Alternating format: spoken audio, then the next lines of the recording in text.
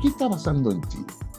Desde el punto de vista del análisis, acá hay una puesta en escena que empieza con la llegada de Jackson a La Moneda el viernes pasado para poder presentar su renuncia, la cual es claramente, digamos, aceptada, y se plantea en la práctica un nuevo escenario que está, eh, yo diría, dirigido por La Moneda. Y este escenario, yo diría que se caracteriza por lo siguiente. Primero, establecer o ver cómo se refuerza el liderazgo del presidente Boric.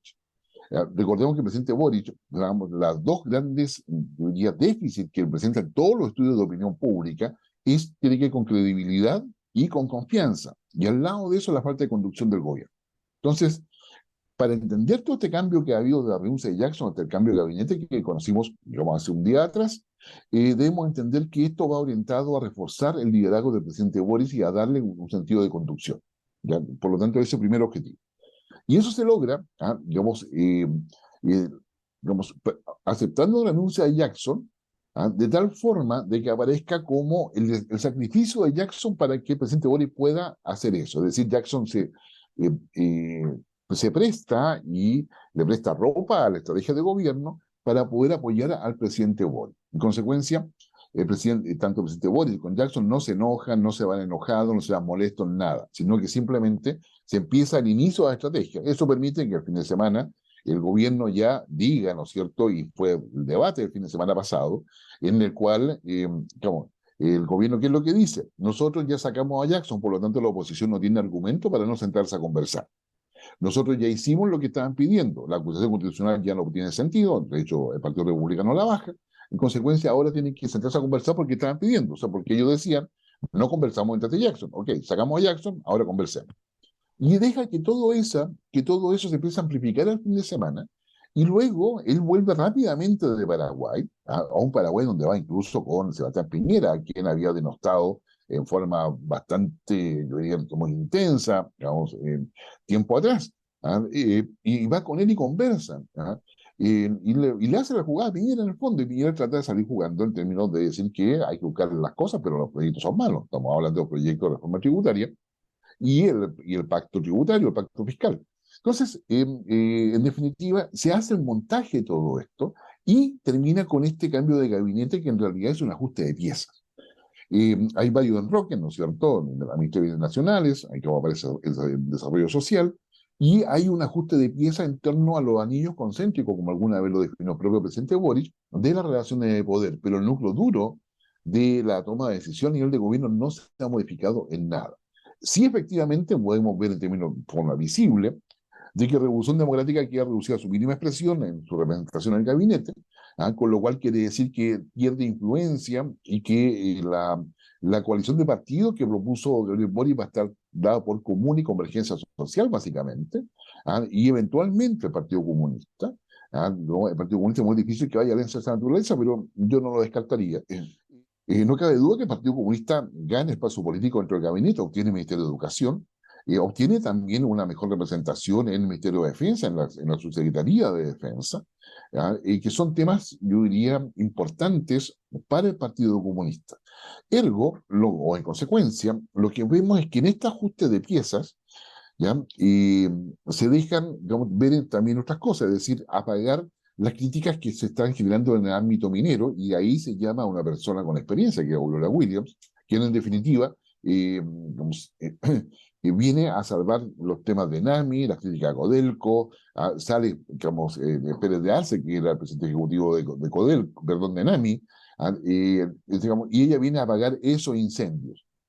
Y esto, volvemos al inicio, ¿ya? Va orientado a poder decir el liderazgo del presidente Boric.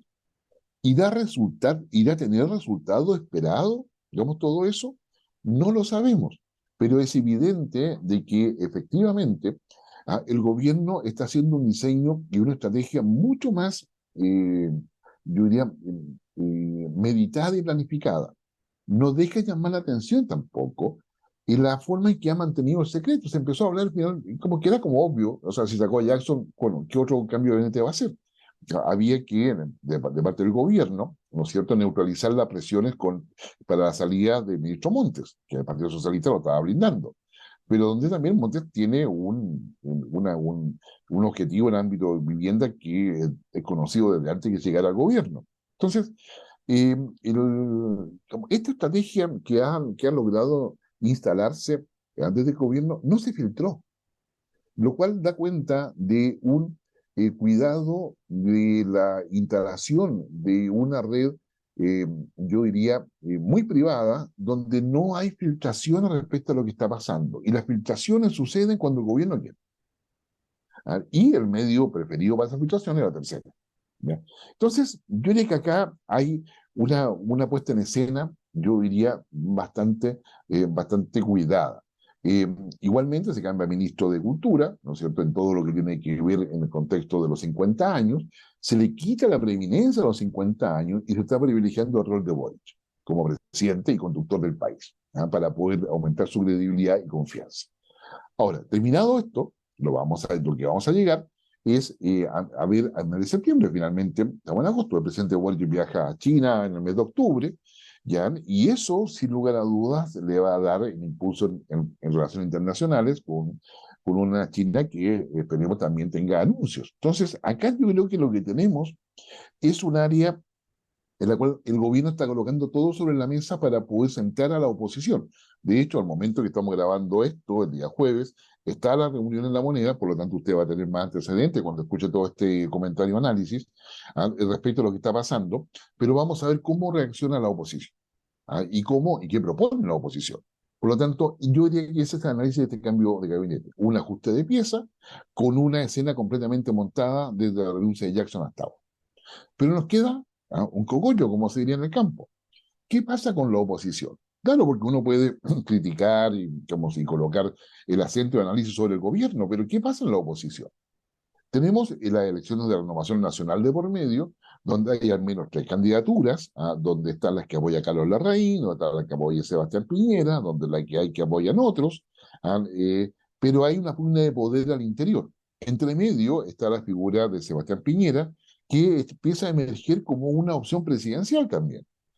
Entonces, yo diría que tenemos eso. Evópolis ha quedado un tanto más disminuida en términos de influencia, en términos de presencia, y lo propio está pasando también con la UDI, donde Macaya, ¿no es cierto?, con su de general, de María José Hoffman, no logran todavía consolidar o dar la credibilidad, y aparece al otro lado José Antonio Caz, que tiene en la práctica un discurso que ha mantenido hasta ahora muy pocas apariciones, pero siempre que aparece es con un sentido pragmático, es decir, queremos que el gobierno funcione, queremos resultados, queremos respuestas, queremos acción, queremos gestión.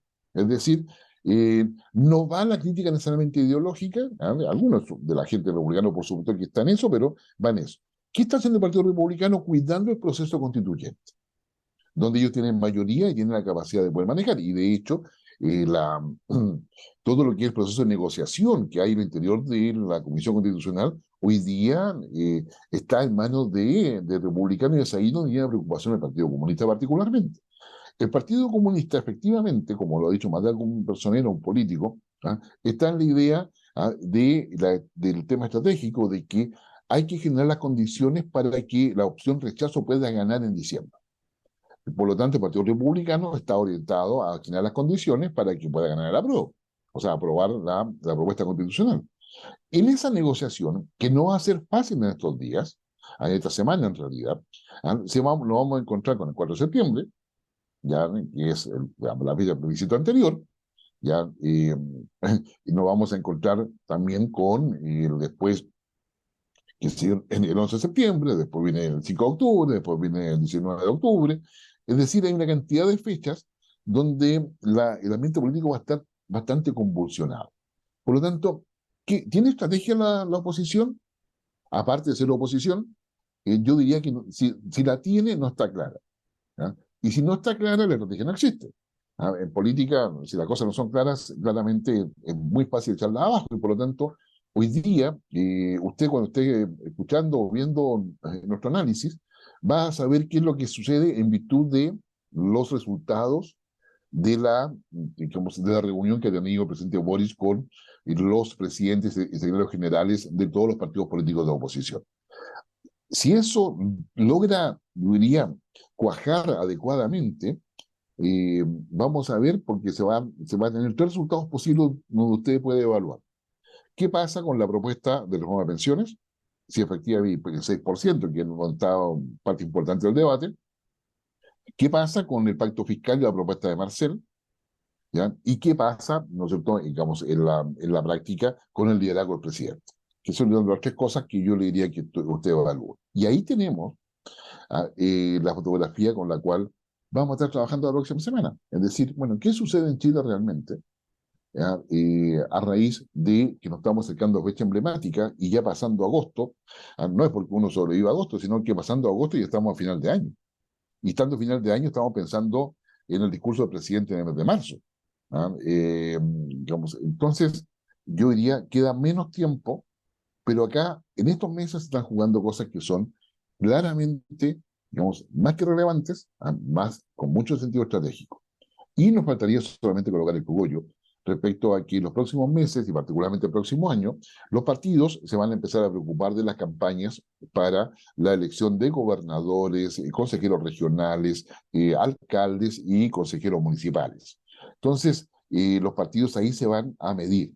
Y el fantasma que todos los partidos tienen actualmente es el fantasma del resultado obtenido en la elección de los consejeros constitucionales, donde el Partido Socialista quedó debilitado, la democracia cristiana para qué decir, el Partido Radical para qué hablar, y Renovación Nacional digamos, también salió digamos, debilitada, es decir, los partidos políticos en general salieron debilitados. Por lo tanto, habrá posibilidades que los partidos nuevos, demócratas, amarillos y otros, puedan llenar ese espacio que algunos insisten en llamarle centro, sino que ese espacio que canalice el pragmatismo electoral que estamos viendo no solamente en Argentina, sino que en países europeos y que claramente también ha estado en Chile. ¿No? Bueno, ¿qué piensa usted?